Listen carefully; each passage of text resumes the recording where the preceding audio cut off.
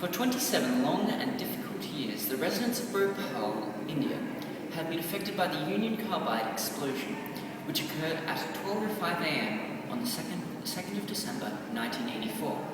The ramifications of this disaster have been numerous, including skin, liver and lung problems, mental disabilities in newborns, and leaching of dangerous chemicals into the soil and groundwater. Who has taken the blame for this incident? Who should be aiding these people in their time of need?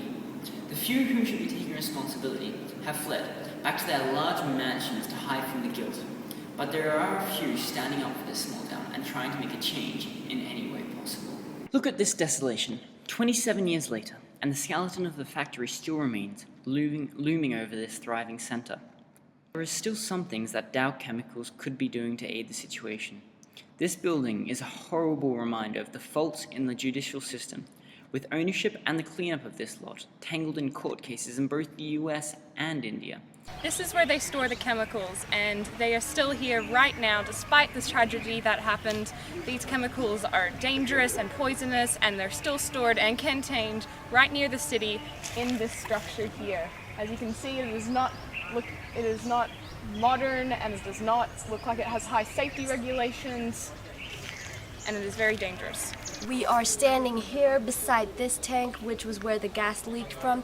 It was originally right there, but the company moved it here.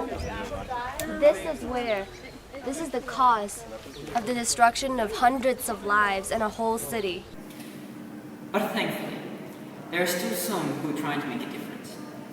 At some Vana clinic, Professor Sarangi is aiding thousands of residents who are dealing with medical ramifications of this disaster. We are in the middle of the most severely impacted people. And that's why we thought we'll have it here, because these people are the ones who will need the most for the longest time. With 9,000 long-term patients and over 25,000 short-term, this clinic, only 400 meters south of the leak, has made a massive impact on the local community. By using a mix of modern yoga and Ayurvedic medicine, he has made incredible rounds in using local historical knowledge of plants and toxicology to help citizens naturally cleanse their bodies of the chemicals. For this clinic, do you receive support from outer sources, or who supports you? In this clinic, we don't accept any donations or support from corporations or corporate charities or governments or big funding agencies like Ford Foundation and Rockefeller Foundation. We don't take money from them. Most of our money, more than 95% of our money, comes from individual donations. So it's small amounts of money given by a large number of people.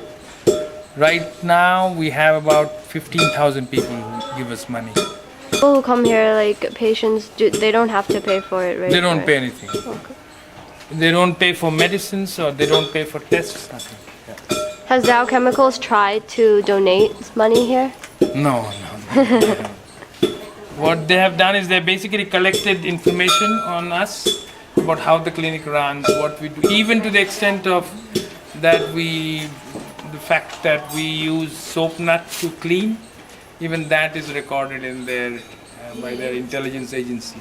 See, they employed an American private investigation agency to snoop on us. The name of that agency is Stratfor. So if you Google, you'll find that Stratfor was snooping on us for many years, and maybe still doing. And they were retained by Dow Chemical to do that.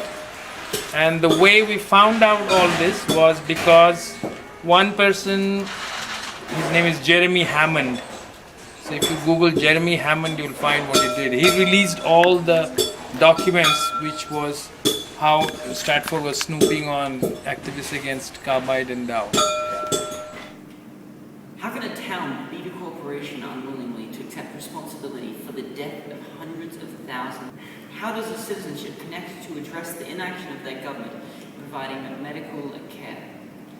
By the actions of those like Professor Sarangi and many others, Bhopal Bhopal definitely has a chance. Together we can rise up and start anew.